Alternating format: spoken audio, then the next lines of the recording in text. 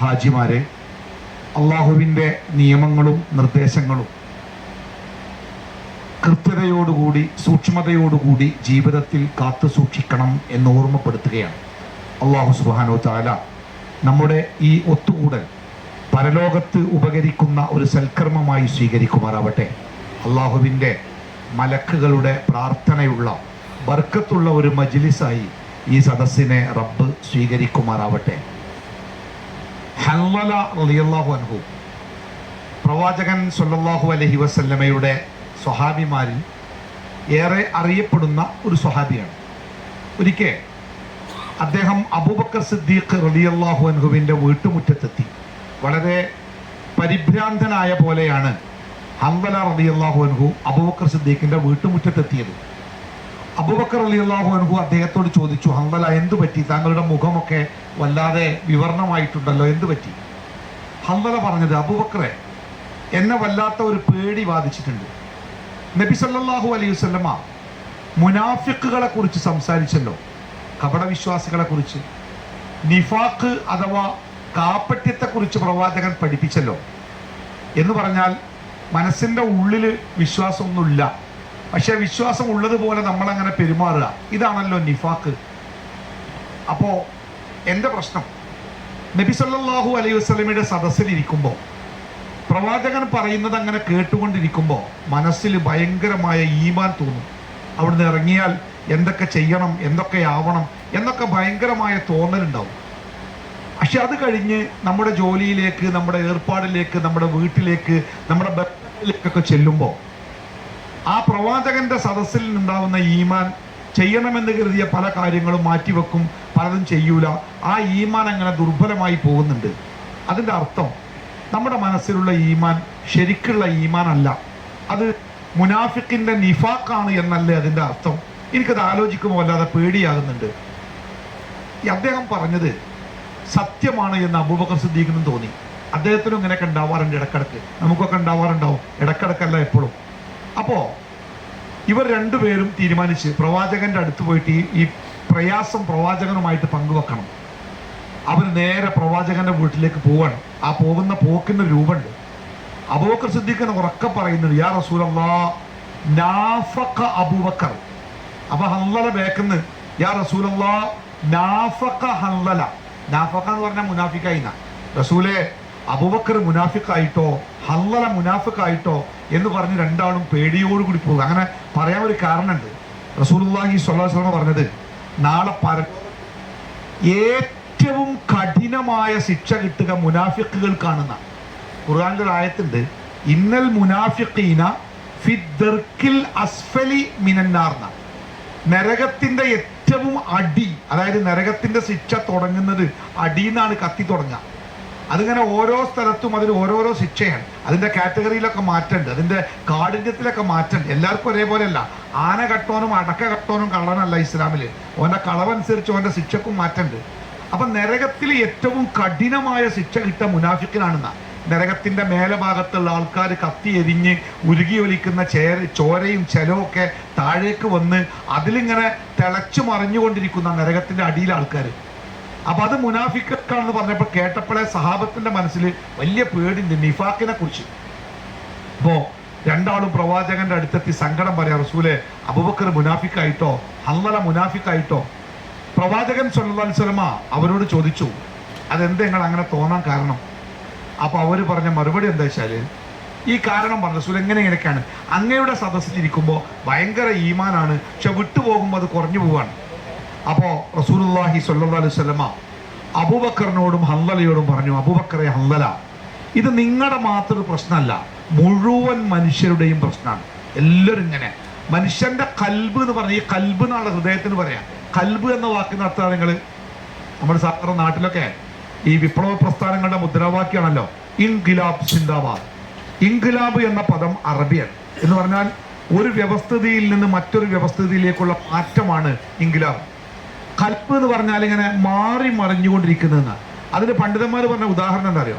ഒരു ഐസിന്റെ കെട്ട വെള്ളത്തിലിട്ട എന്താവുക, അതിങ്ങനെ ഒരു ഭാഗം ഉരുകുന്നതനുസരിച്ച് മേലെ ഭാഗം ഇങ്ങനെ തിരിഞ്ഞപ്പോൾ അതൊരിക്കലും നേരെ നിൽക്കൂല, അതിങ്ങനെ ഇളകിക്കൊണ്ടേ ഇരിക്കും ഈ ഐസിന്റെ കട്ട. അതുപോലെയാണ് മനുഷ്യന്റെ ഹൃദയം എന്നാ. ഒരിക്കലും ഇപ്പൊ നമ്മൾ അങ്ങാടിന്ന ഒരാള് നമ്മളിങ്ങനെ പോകുമ്പോൾ അയാൾ നമ്മൾ കുട്ടി വയസ്സായ ഒരാളാണ്, നമ്മളെന്തോ പറഞ്ഞു, അയാളെന്തോ നമുക്ക് ഇഷ്ടമില്ലാത്ത മറുപടി പറഞ്ഞു, ഒരൊറ്റ ഒന്നാണ് കൊടുത്തു ചെകിട്ട തന്നെ. അത് കിട്ടണമെന്ന് നമുക്ക് തോന്നി അയാൾക്ക് അത് കൊടുക്കേണ്ടി തന്നെയാണ്. പക്ഷെ പിറ്റേന്ന് രാവിലെ നേരം പുലർന്നപ്പോൾ ഇങ്ങനെ മനസ്സിന്റെ ഉള്ളിൽ എവിടെയോ ഒരു പിടുത്തം, എന്താണ് എന്തോ ഒരു അസ്വസ്ഥത ഇങ്ങനെ മനസ്സിലാവണില്ല. കുറെ ആലോചിച്ചപ്പോഴാണ് എന്നാൽ അന്തിക്ക് ബാപ്പാന്റെ പ്രായമുള്ള ആ മനുഷ്യനെ അടിച്ചല്ലോ, അത് മോശമായി പോയില്ലേ. അപ്പൊ ശരിയായി തോന്നിനി. പക്ഷെ നേരം വെളുത്തപ്പോത്തിന് ഓന്റെ മനസ്സ് മാറി. മനസ്സ് അങ്ങനെയാ, നമ്മളെ കൺട്രോളല്ല. അപ്പൊ റസൂൽ പറയാണ്, മനസ്സ് കൽബ് എന്ന് പറഞ്ഞാല് അതിങ്ങനെ മാറിക്കൊണ്ടിരിക്കും. എൻ്റെ മുമ്പിൽ ഉണ്ടായിരിക്കുമ്പോൾ നിങ്ങൾക്കുള്ള വിശ്വാസം അത് എപ്പോഴും നിങ്ങൾക്ക് ഉണ്ടാവുകയാണെങ്കിൽ അള്ളാന്റെ മലക്കുകൾ നിങ്ങളടുത്ത് വന്നിട്ട് മുസാഫാത്ത് ചെയ്യുന്ന, കാരണം അതൊരു അത്ഭുത മനുഷ്യനെ കാരണം. അതുകൊണ്ട് നിങ്ങൾ സങ്കടപ്പെടണ്ട. പക്ഷെ ഒരു കാര്യം നിങ്ങൾ ശ്രദ്ധിക്കണം. റസൂൽ പറഞ്ഞു, നിങ്ങൾ ശ്രദ്ധിക്കേണ്ട കാര്യം അൽ ഈമാനു യസീദു വയൻകുസു. എന്താ യസീദ് പറഞ്ഞാല്? സാദ യസീദു, അത് വർദ്ധിക്കും. ചില സമയത്ത്, ചില സാഹചര്യങ്ങളിൽ, ചില സന്ദർഭങ്ങളിലൊക്കെ ഈമാൻ ഇങ്ങനെ വർദ്ധിക്കും, കൂടിപ്പോവും. അതേപോലെ വയൻകുസു എന്നാന്ന് പറഞ്ഞാല് അത് കുറയും, നുക്സാൻ, അതിൽ കുറവ്. ചില സന്ദർഭങ്ങൾ, ചില സാഹചര്യങ്ങൾ, ചില തിന്മയുടെ സാഹചര്യങ്ങൾ, ഇതൊക്കെ നമ്മുടെ ഈമാനിനെ ചിലപ്പോൾ കുറച്ച് കളയും. ഇത് റസൂൽ പറയാണ്, ചിലപ്പോൾ ഈമാൻ നിങ്ങളുടെ വസ്ത്രങ്ങളുടെ നിറം നുരുമ്പിപ്പോകുന്നത് പോലെ ആ ഈമാൻ പറ്റകെട്ട് ദുർബലമാകുന്ന അവസ്ഥയും വരും.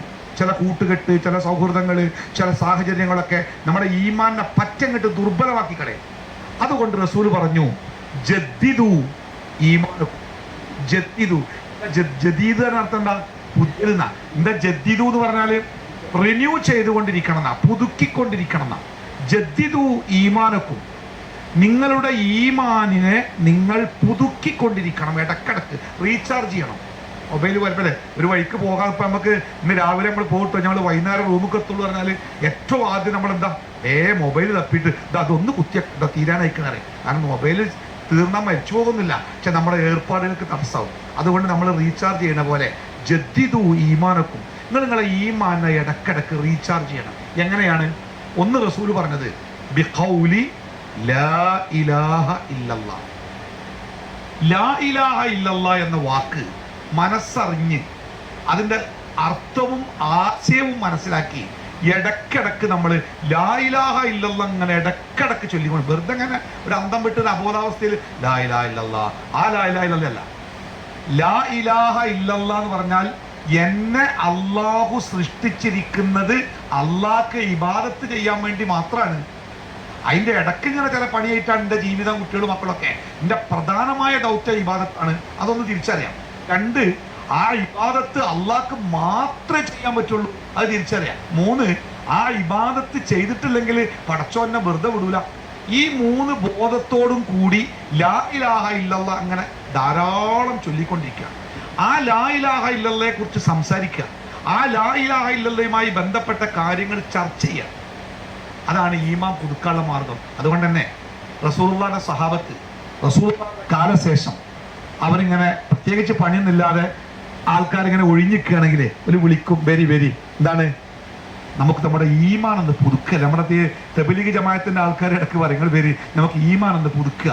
അത് ഹദീസുമായി ബന്ധപ്പെട്ട സഹാബത്ത് പറയും, വരി നമുക്ക് ഈമാൻ ഒന്ന് പുതുക്കല്ലേ. എന്നിട്ട് ഒരു പള്ളിയിലോ എവിടെയെങ്കിലുമൊക്കെ ഇരുന്നിട്ട് അള്ളാഹിനെ കുറിച്ചും ഇബാദത്തുകളെ കുറിച്ചും പരലോകത്തെക്കുറിച്ചും മരണത്തെക്കുറിച്ചൊക്കെ പറയുമ്പോൾ നിങ്ങൾ ഒന്നും കേട്ട് ഒരു പുള്ളിയിലും കൂടാൻ നിൽക്കില്ല. നമ്മളാവട്ടെ ആ വിഷയത്തെക്കുറിച്ച് ഒന്ന് സംസാരിച്ചാൽ ഒരു പുള്ളിയെങ്കിലും കൂടാത്ത അത്രമാത്രം ഈമാൻ നഷ്ടപ്പെട്ട ഒരു ഈ ബാറ്ററിയൊക്കെ ചാർജ് ചെയ്യാം. നമ്മുടെ നാട്ടിലെ ഇൻവെർട്ടറിൻ്റെ ഒരു വണ്ടിൻ്റെ ബാറ്ററിയൊക്കെ പറ്റ ഇറങ്ങിപ്പോയാൽ ടെക്നീഷ്യന്മാരെന്താ പറയാ, നമ്മളത് കൊണ്ടുവന്ന് ചാർജ് കിട്ടുകാണ്ട് ഒന്നും കെട്ടിരിക്കണം, കാരണം പറ്റ പൊയ്ക്കണം. പറ്റ പോയാൽ ഇടങ്ങാറാ, പിന്നെ തിരിച്ചു വരാൻ ലേശം പണി. നമ്മളെ കൂട്ടത്തിലുണ്ടാവും, നമ്മളൊക്കെ കൂടെ നല്ലവർക്ക് ജീവിച്ച ആൾക്കാർ ചില സമയത്ത് പറ്റങ്ങോട്ട് ഓഫോ.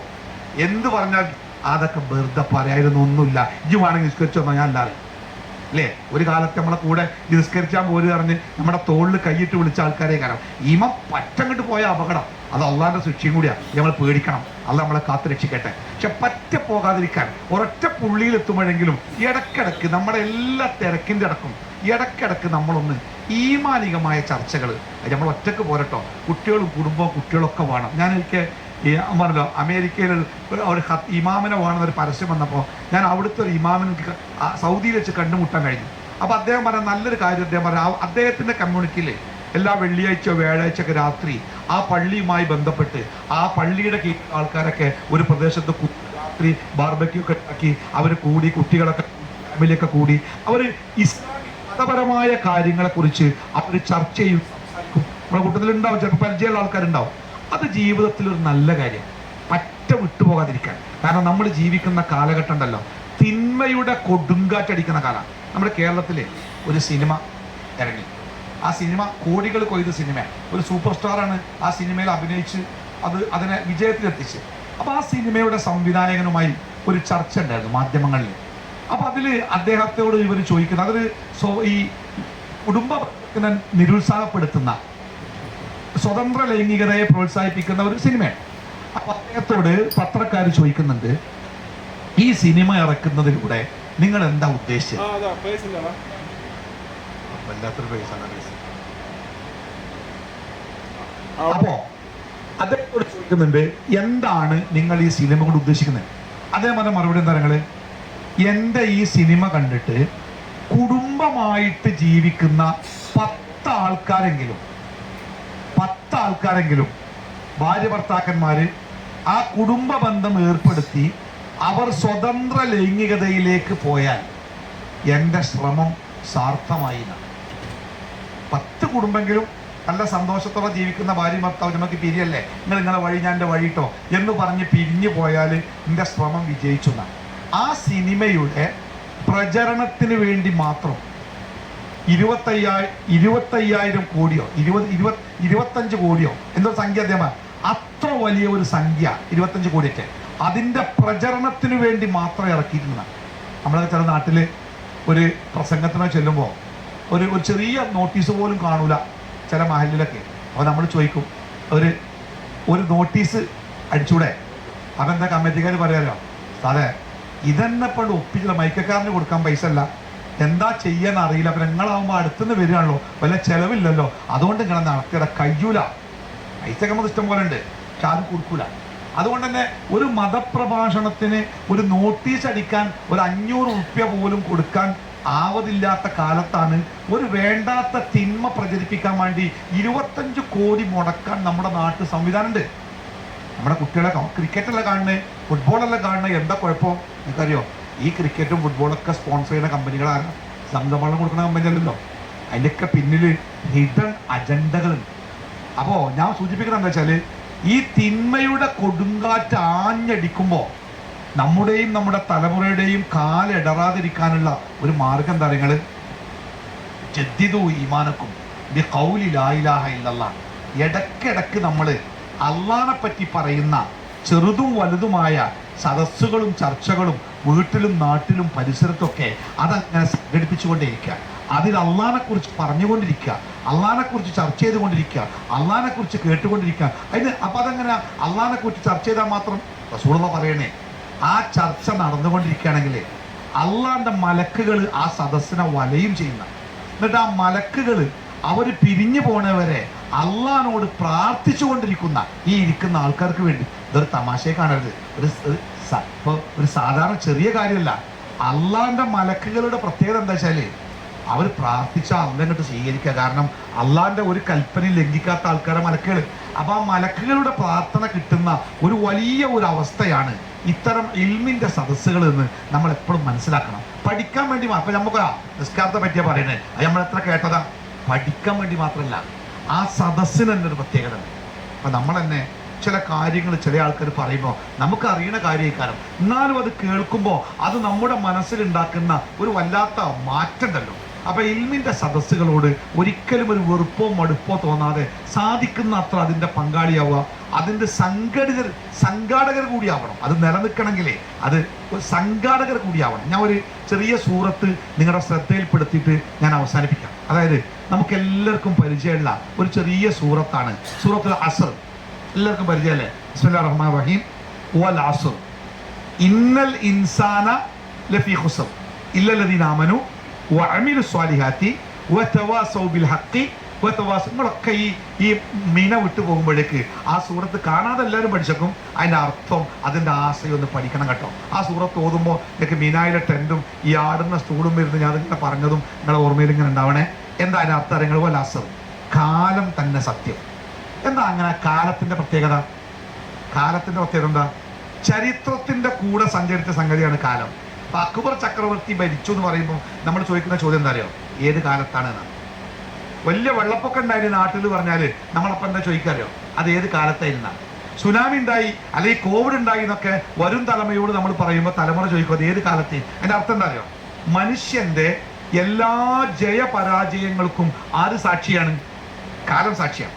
മനുഷ്യൻ ജയിച്ചപ്പോഴും തോറ്റപ്പോഴും, മനുഷ്യൻ നശിച്ചപ്പോഴും പുനർജനിച്ചപ്പോഴും, സാമ്രാജ്യങ്ങൾ ഉണ്ടായപ്പോഴും തകർന്നപ്പോഴും അതിനൊക്കെ കാലം അതിന്റെ സാക്ഷിയായിട്ടുണ്ട്. അപ്പൊ ആ കാലത്തിന്റെ ഒരു അനുഭവം എന്താ അറിയോ? മനുഷ്യന്റെ ഉയർച്ച താഴ്ചകളെയൊക്കെ ഈ കാലം കണ്ടിട്ടുണ്ട്. അപ്പൊ ഈ ഹജ്ജ് ക്യാമ്പിൽ നമ്മുടെ കൂടെ ഉള്ള ആള് ജമീൽക്ക. അപ്പൊ എനിക്ക് ഈ ഹജ്ജ് ക്യാമ്പിൽപ്പെട്ട ഒരു കാര്യം എന്ന് പറയാം, ദാ ജമീൽക്ക സാക്ഷി കേട്ടോ. ഈ നമ്മളെ ക്യാമ്പിൽ ഇങ്ങനെയൊക്കെ ഉണ്ടായിക്കണ് എന്ന് പറയാം. എന്തുകൊണ്ട്? ജമീൽക്ക മുഴുവൻ നമ്മുടെ കൂടെ ഉണ്ടാവുമ്പോഴാണ്. അതേപോലെ ചരിത്രത്തിന്റെ മുഴുവനും നമ്മുടെ കൂടെ കാലം ഉണ്ടായിട്ടുണ്ട്. അതുകൊണ്ട് അള്ളാഹു ആ കാലത്തിനെ പിടിച്ചപ്പനെ ഓൽ അസർ, കാലം തന്നെയാണ് സത്യം. അള്ളാഹു സത്യം ചെയ്യല് അള്ളാന്റെ സൃഷ്ടികളെ പിടിച്ചിട്ടാണ്. വശംസ്, സൂര്യൻ തന്നെയാണ് സത്യം. വൽ ളുഹ, ളുഹാ സമയം തന്നെയാണ് സത്യം. വൽ അസർ, അങ്ങനെ അള്ളാഹ് എപ്പോഴും അള്ളാന്റെ സൃഷ്ടികളെ പിടിച്ച് സത്യം ചെയ്യും. നമ്മൾ അള്ളാന്റെ പേരിൽ മാത്രമേ സത്യം ചെയ്യാവൂ. ഒരിക്കലും അള്ളാഹുവിന്റെ പേരിലല്ലാതെ അള്ളാന്റെ ഒരു സൃഷ്ടിയുടെ പേരിലും സത്യം ചെയ്യാൻ പാടില്ല. ചില വ്യാഖ്യാനങ്ങളിലൊക്കെ അത് ശിർക്കാണ് എന്ന് പറയുന്നത്. കാരണം അത് അള്ളാഹ്ക്ക് പടച്ച റബ്ബാണ് സത്യം. അത് അള്ളാന്റെ ഏത് പേര് ഉപയോഗിക്കാം. റഹ്മാനായ റബ്ബാണ് സത്യം. ഈ അറബികളൊക്കെ ഇങ്ങനെ കഅബനെ ചൂണ്ടിയ പറയാം, റബ്ബൽ കഅബ അങ്ങനെ പറയാം. കഅബയാണ് സത്യം എന്ന് പറയാൻ പാടില്ല. റബ്ബൽ കഅബ, ഈ കഅബന്റെ നാഥനാണ് സത്യം. ഖുർആൻ ഇങ്ങനെ വെച്ചിട്ടേ യാസീൻ ഇങ്ങനെ സത്യം ചെയ്യും, ഖുർആനും സത്യം ചെയ്യും. അപ്പൊ ഇങ്ങനെ ഖുർആനെ കൈ വെച്ചിട്ട് ഖുർആനാണ് സത്യം. തെറ്റാണ്, പാടില്ല. എങ്ങനെ പറയാം? ഈ ഖുർആനിന്റെ നാഥനാണ് സത്യം, അല്ലേ? റസൂൽ പറഞ്ഞ സത്യയില് മുഹമ്മദിന്റെ ആത്മാവ് ആരുടെ കയ്യിലാണോ അവൻ തന്നെ സത്യം. അതാരാണ്? അല്ലേ? അപ്പൊ അള്ളാനെ പിടിച്ചല്ലാതെ ചില ആൾക്കാർ പറയേ എന്റെ ഭാര്യയാണ് സത്യം, എന്റെ മക്കളാണ് സത്യം, ഒക്കെ തെറ്റാ, കടുത്ത തെറ്റാണ്. എപ്പോഴും സത്യം ചെയ്യാൻ അള്ളാന്റെ പേര് ഇതല്ലാതെ അള്ളാന്റെ ഒരു സൃഷ്ടിനെ ഉപയോഗിക്കാൻ പാടില്ല. പക്ഷെ അള്ളാഹു സത്യം ചെയ്യാൻ ഉപയോഗിക്കല് വല്ലുഹ വശംസി വൽ ഖമരി, അല്ലേ? അങ്ങനെ ഉപയോഗിക്കും. ഓക്കെ, ഞാൻ സാന്ദർഭികമായി പറഞ്ഞാട്ടോ. സത്യം ചെയ്യുമ്പോൾ നമ്മുടെ സഹോദരന്മാരൊക്കെ പലപ്പോഴും സത്യം ചെയ്യുമ്പോഴേ ഇതാ ഖുർആനാണ് സത്യം ഒക്കെ തിരുത്തി കൊടുക്കണം. തിരുത്തൽ ഒരു പ്രധാനപ്പെട്ട കർമ്മമാണ് ഞാൻ പറയുന്നുണ്ട്. അപ്പോ വൽ അസ്ർ, കാലം തന്നെ സത്യം. ഇന്നൽ ഇൻസാന ല ഫീ ഖുസ്ർ. ഇന്നൽ ഇൻസാന, ഇന്ന എന്നുള്ള വാക്ക് തീർച്ചയായും. ഇന്നൽ ഇൻസാന, തീർച്ചയായും മനുഷ്യൻ. ല എന്ന വാക്കിന്റെ അർത്ഥം തീർച്ചയായും എന്നാണ്. ഒരു പദത്തിന്റെ കൂടെ ല വന്നാൽ തീർച്ചയായും എന്ന വാക്കിനാണ് ല ഉപയോഗിക്കുക. അപ്പൊ ഇന്നൽ ഇൻസാന, തീർച്ചയായും മനുഷ്യൻ. ല വീണ്ടും ഒന്നും കൂടി പറയാം, തീർച്ചയായും. ഫീ ഖുസ്ർ, ഖുസ്ർ എന്ന് പറഞ്ഞാൽ നഷ്ടം എന്നാണ്, അല്ലെ? ഖസാറയാണ് അറിയില്ലേ? ചോടൊക്കെ ഖസാറയാണ് നഷ്ടം. അപ്പൊ ഇന്നൽ ഇൻസാന, തീർച്ചയായും മനുഷ്യൻ. ല ഫീ ഖുസ്ർ, തീർച്ചയായും വലിയ നഷ്ടത്തിൽപ്പെട്ടൊക്കെയാണ്. ഈ നഷ്ടത്തിൽപ്പെടുക എപ്പോഴാണ് നഷ്ടം ഉണ്ടായാല്? ഇപ്പൊ ഞാൻ ഒരിക്കലും പറയില്ല എന്റെ ബിസിനസ് ഭയങ്കര നഷ്ടത്തിലാണ്, എനിക്ക് 10 കോടി നഷ്ടം ഉണ്ടെന്ന് പറയണമെങ്കിൽ എന്ത് വേണം? എനിക്ക് ആദ്യം 10 കോടി ഉണ്ടാവണ്ടേ, എന്നാലേ 10 കോടി നഷ്ടമുള്ളൂ. എന്റെ കുടുംബം എനിക്ക് നഷ്ടപ്പെട്ടു എന്ന് എപ്പോഴാണ് പറയല്? കുടുംബം ഉള്ളോണം നഷ്ടപ്പെടുമ്പോഴല്ലേ. അപ്പൊ അള്ളാഹ് ഇവിടെ പറയാണ് തീർച്ചയായും മനുഷ്യൻ കടുത്ത നഷ്ടത്തിലപ്പള്ളേ. എന്താ നമുക്ക് നഷ്ടമായത്? നിങ്ങൾക്ക് എന്താ നഷ്ടമായത്? സ്വർഗ നഷ്ടമായത്. നമ്മൾ ഭൂമിയിൽ വന്നപ്പോ ഒരു ഉറുപ്പി കൊണ്ടല്ല വന്ന് കൈച്ചിങ്ങനെ മുറുക്കി പിടിച്ചിട്ട് ബാറിഞ്ഞ് കരഞ്ഞുകാണ്ട് ഇറങ്ങിക്കുക മനവായിട്ടെന്ന് ഒരു വസ്തു കൊടുത്തിട്ടില്ല. പിന്നെ എന്താ നമുക്ക് നഷ്ടമായത്? ആ വന്നപ്പോഴേ നമ്മൾ സ്വർഗത്തിന്റെ അവകാശമായിട്ടാണ് വന്നത്. അപ്പം നമ്മൾ ഈ ഭൂമിയിൽ വന്നപ്പോൾ നമ്മുടെ നെഞ്ചോട് ചേർത്ത് പിടിക്കാൻ എന്തുണ്ടായിരുന്നു? സ്വർഗം ഉണ്ടായിരുന്നു.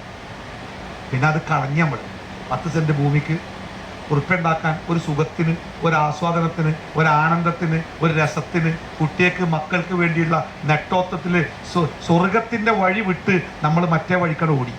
അങ്ങനെ സ്വർഗം നമ്മളിപ്പോൾ ഭയങ്കര ഇപ്പൊ നമ്മൾ തിരിച്ചു പിടിക്കാൻ വേണ്ടി ശ്രമിക്കുക, പക്ഷെ പലപ്പോഴും പറ്റുന്നില്ല. പക്ഷെ നമ്മുടെ കയ്യിൽ നിന്ന് നഷ്ടപ്പെട്ടു പോയതാണ്, അത് ഓർക്കുമ്പോഴ സങ്കടത്തിലല്ലേ, കിട്ടാതല്ലേ, അതും കൊണ്ട് വന്നോരാ, അതിന്റെ അവകാശികളായിട്ട് വന്നോരാ. പക്ഷെ നമ്മൾ ഈ ദുന്യാവിന് വേണ്ടി അതങ്ങോട്ട് കളഞ്ഞില്ലേ, അത് കളഞ്ഞു. ഇപ്പൊ നഷ്ടബോധ, അപ്പൊ അത് തിരിച്ചു പിടിക്കാനുള്ള കഠിന പ്രയത്നത്തില, പലപ്പോഴും വഴങ്ങുന്നില്ല. എന്നാലും നമ്മൾ തിരിച്ചു പിടിക്കാൻ വേണ്ടി ശ്രമിക്കുക. അതാണ് ഇന്നൽ ഇൻസാന ലഫീ ഖുസ്ർ, മനുഷ്യൻ ഭയങ്കര നഷ്ടത്തിലാണ്. എന്നാൽ ഈ കഠിനമായ കുത്തൊഴുക്കില് മലവെള്ളം ഇങ്ങനെ കുത്തി ഒഴുകി വരുമ്പോഴും റേഷൻ കാർഡും സഞ്ചിയും കുട്ടികളെയും നെഞ്ചത്ത് ചേർത്ത് പിടിച്ച് ആ മലവെള്ളത്തിനെതിരെ നടന്നിട്ട് കുന്നുമലൊക്കെ കയറി രക്ഷപ്പെട്ട ആൾക്കാരുണ്ടാവും. നിങ്ങൾക്ക് പ്രളയം ഓർമ്മ ഉണ്ടോ? അല്ലെങ്കിൽ ഈ ഇപ്പൊ നമ്മുടെ നാട്ടിലൊക്കെ ഉണ്ടായ ഈ ഉരുൾപൊട്ടലൊക്കെ ഉണ്ടല്ലോ, ഉരുൾപൊട്ടലൊക്കെ ഒരു സംഭവമാട്ടോ. നിങ്ങൾ എപ്പോഴൊക്കെ ഉണ്ടെങ്കിൽ നമ്മുടെ നാട്ടിലൊക്കെ വരികയാണെങ്കിൽ ആ കവളപ്പാറയൊക്കെ ഒന്ന് പറയും. ഈ ടൂറൊക്കെ പോകുമ്പോൾ വെറും ഊട്ടി അങ്ങനത്തെ കാണാൻ രസമുള്ള സ്ഥലം മാത്രം തിരഞ്ഞെടുക്കരുത് കേട്ടോ. ചിലപ്പോൾ ഇങ്ങനത്തെ സ്ഥലങ്ങൾ തിരഞ്ഞെടുക്കണം. കവളപ്പാറയിലൊക്കെ ആൾക്കാർ താമസിക്കുന്ന ഇടത്തിന്റെ ഒരു 1/2 കിലോമീറ്റർ മേലുള്ളൊരു മല പൊട്ടിയത്. അത് ഇങ്ങോട്ട് പൊട്ടിയിട്ട് ആ മണ്ണ് ഇങ്ങോട്ട് അടിച്ചു വന്നിട്ട് അതിന്റെ ഭീകരത എങ്ങനെ നിങ്ങൾ അതിന്റെ താഴെന്നേ JCB കൊണ്ട് ഇങ്ങനെ കോരിയെടുക്കുക. കുറേ മയ്യത്ത് ഉള്ളു പെട്ടി ആ താഴെ കോരിയെടുക്കുമ്പോഴേ ഉമ്മാന്റെ നെഞ്ചിനോട് ചേർന്ന് ഉമ്മാന്റെ മുലക്കണ്ണ് കുട്ടിയുടെ വായില. അങ്ങനെ നിങ്ങൾക്കറിയാലോ, ഒരു ചെറിയ ഒച്ച കേട്ടാൽ ഉമ്മി നെട്ടും കുട്ടി നെട്ടൂലേ, ഉമ്മാന്റെ മുലക്കണ്ണ് കുട്ടിന്റെ വായിന്ന് പുറത്തുകൊണ്ട് വരൂലേ. പക്ഷെ ആ നെട്ടലിന് പോലും സമയം കിട്ടില്ല. 1/2 കിലോമീറ്റർ അപ്പുറത്താണ് പൊട്ടിയത്. 1/2 കിലോമീറ്റർ അപ്പുറത്ത് പൊട്ടിയ മണ്ണും ചെളിയും ഈ ഉമ്മാന്റെ ഈ കുട്ടിന് ദേഹത്തേക്ക് വരാനേ ഒരു നെട്ടിച്ചാടാനുള്ള സമയം പോലും കിട്ടില്ല. ഒന്ന് നെട്ടിച്ചാടിയെങ്കിൽ നമുക്കറിയാം. ഇപ്പം നമ്മുടെ ഉമ്മ, എൻ്റെ ഭാര്യ എൻ്റെ കുട്ടിക്ക് മുലോട്ട് കിടക്കുകയാണെങ്കിൽ ഞാൻ കടന്നു വരുമ്പോൾ വാതിലിൻ്റെ ഒച്ച കേട്ടാൽ പെട്ടെന്ന് നെട്ടിച്ചാടുമ്പോൾ അത് ഒരു മുലക്കണ്ണ് ഇത്രയല്ലേ ആ കുട്ടിൻ്റെ വായിന്ന്, അത് വായിന്ന് പുറത്തേക്ക് വരാൻ പോലും സമയം കിട്ടിയില്ല. അത്ര പെട്ടെന്ന് ആ മണ്ണിട്ട് മൂടിപ്പെട്ടത്. ബൈക്കിൻ്റെ മേലെ പുഴയിൽ ഇങ്ങനെ വെള്ളം വരുന്നത് കാണാൻ വേണ്ടി ഒരു കാല് നിലത്ത് കുത്തിയിട്ട് മറ്റേ കാല് വെച്ച് ഇരുത്തണ്ടല്ലോ, അങ്ങനെ തന്നെ ഇരിക്കുന്നുണ്ട് മണ്ണിൻ്റെ ചോട്ടിൽ. നിങ്ങൾക്കറിയില്ലേ, ഒന്ന് നെട്ടിയാലും ഓനും ബൈക്കും വീഴൂലേ, വീഴാൻ പോലും സമയം കിട്ടിയില്ല. അതാണ് അള്ളാന്റെ ശിക്ഷ.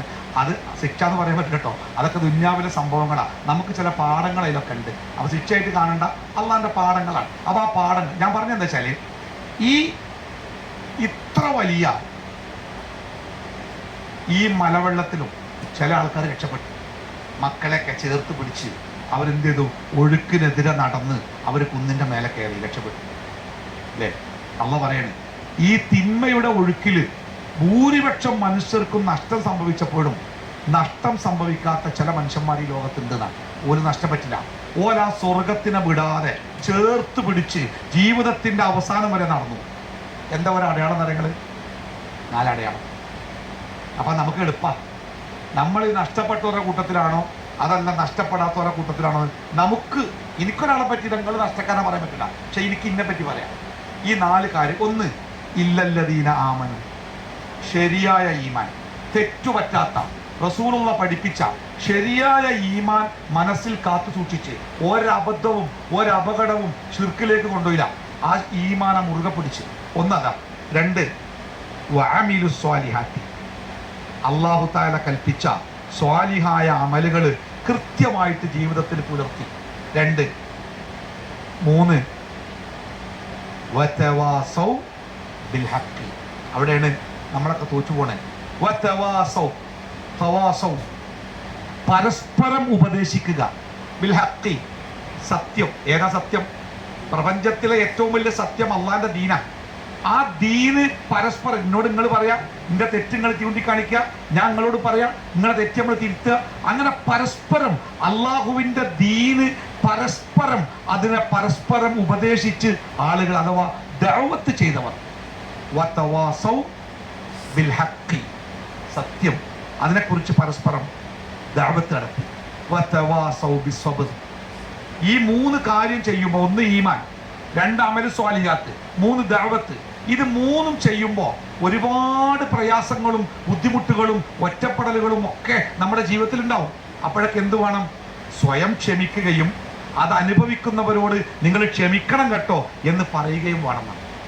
ഈ 4 കാര്യങ്ങൾ ഏതൊരു മനുഷ്യന്റെ ജീവിതത്തിലുണ്ടോ ഓൻ തോറ്റിട്ടില്ല, ഓന്റെ ജീവിതത്തിൽ നഷ്ടം പറ്റിയിട്ടില്ല, ഓന്റെ കച്ചവടപ്പുറം ലാഭത്തിലാണ് ഓടുന്നത്. ഇത് 4 ഇല്ലേ, ഓൻ തോറ്റ്. 4-ൽ ഏതെങ്കിലും ഒന്നില്ലെങ്കിൽ ഇവരെ തോൽക്കുന്ന 4 എണ്ണം. ചില ആൾക്കാർ പറയാം, എന്താണ് ഭാര്യമാരോടൊന്നും പറഞ്ഞിട്ട് കാര്യമില്ല, ഒരു മാറ്റമില്ല, ഒരു മാറുന്നില്ല, ഞാൻ നിർത്തിയാൽ തോറ്റു നിർത്തരുത്. ചില ഭാര്യമാരങ്ങനെ ചെറിയ ചെറിയ കാര്യങ്ങൾ വരെ ഭർത്താക്കന്മാർ പറഞ്ഞിട്ട് കേൾക്കണില്ല. ഞാൻ കുറേ പറഞ്ഞു ഉസ്താദെ, ഇപ്പോഴും നിസ്കരിക്കൂല, പള്ളിക്കൊന്ന് പോകാൻ പറഞ്ഞാൽ പോകൂല, ഒരു ജമാഅത്തിന് പോകൂല, ഞാൻ ഇവിടെ നിസ്കരിച്ചോളാന്ന് പറയും. ഞാൻ എന്താ കാട്ടുക? സിഗരറ്റ് വലിക്കണ്ട പറഞ്ഞാൽ കേൾക്കൂല, മൊബൈലിലാണ്, അങ്ങനെ പറയും. നിർത്തരുത്. നിർത്തിയാൽ ഓല് മാത്രമല്ല തോൽക്കുക, നമ്മൾ തോൽക്കും. ഉമർ ബിൻ ഖത്താബ് റളിയല്ലാഹു അൻഹു കുത്തേറ്റു അറിയാലോ. സുബൈ നിസ്കാരത്തിന് പള്ളിയിൽ ഇമാമിന്റെ ഒരു ചുമതല ഉണ്ട് പള്ളിയിൽ. എന്താ നിങ്ങള് ഇമാമക്കൽ മാത്രമല്ല, ഏത് നിസ്കാരത്തിന്റെയും ഒന്നാമത്തെ സഫ് നേരെയാക്കേണ്ട ചുമതല ഇമാമിന. ഈ സഫ് നേരെയാക്കൽ പ്രധാനട്ടോ. സഫ് നേരെയാവാതൊക്കെ അതിൽ വിടവുണ്ടാവേ വളവും തിരിവുണ്ടാവുകയോ ചെയ്താൽ ആ സഫിൽ എല്ലാവർക്കും നഷ്ടേ കാണും. അതുകൊണ്ട് ഞാൻ നിൽക്കുന്ന സഫ് നേരെയാവണമെന്നില്ല, എൻ്റെ ബാധ്യത ആവണം. ഒരു വളവുണ്ടെങ്കിൽ ചില ആൾക്കാർ പറഞ്ഞ നിങ്ങൾ തുണിയൊക്കെ വലിച്ചുകാണ്ട് നേരെയാവും. അപ്പൊ നമുക്ക് ദേഷ്യം വരും, അയാൾക്ക് നിന്നാ പോരെ, നമ്മളെ നന്നാക്കണം. അയാളെ കൂലി മുഴുവൻ കിട്ടണമെങ്കിൽ നമ്മളും കൂടി നേരെ നിൽക്കണേ. അതേപോലെ സഫിന്റെ മുമ്പിലൊക്കെ ഒഴിവുണ്ടെങ്കിൽ നമ്മളെന്താ അറിയോ, ബാക്കത്തെ ആളോടിതാ എനിക്ക് അത്യാവശ്യം അയക്കട് ഈ വാങ്ങാൻ കയറുന്നു പറയും, ഓനാണ് നിർത്തും. നമ്മൾ അവിടെ തന്നെ പോയി. കാരണം അനങ്ങൽ കുറച്ച് പണി. ഇനിയിപ്പോൾ അങ്ങോട്ടൊക്കെ മാറിക്കത് 2 അടി മുന്നോട്ട് നിൽക്കണം, അവിടെ നിൽക്കണം, അതൊക്കെ ഒരു പണിയല്ലേ. അതിൻ്റെ ഫാന് വേറെ ഉണ്ട്, ഞാൻ ഇവിടെ തന്നെ അല്ലേ. റസൂലുള്ളാഹി പറയണേ, നിസ്കരിക്കാൻ നിന്നാൽ പിന്നെ ഏറ്റവും കൂലിയുള്ള കാര്യം എന്താ? നിങ്ങൾ മുമ്പിലെ സൊഫിൽ വിടവുണ്ടെങ്കിൽ അങ്ങോട്ട് കയറിക്കണ ആ കാലടികളുടെ കൂലി ഉണ്ടല്ലോ, ഭയങ്കര കൂലിയാണ്. അപ്പോൾ ഒന്നാമത്തെ സൊഫ് നന്നാക്കൽ അതാണ് ഇമാമുമാർ അല്ലേ. സൊഫു ദസ്മ അറബിയിൽ ഇങ്ങനെ പറയും. ഇവിടെ എത്തിയാൽ നമ്മുടെ നാട്ടിൽ എന്തോ അത് അത്ര ശ്രദ്ധിക്കുന്നില്ല. ഒന്നാമത്തെ സൊഫ് നേരെയാക്കണം, അത് കണ്ട് 2, 3 ഒക്കെ നിൽക്കണം, അങ്ങനെയാണ്.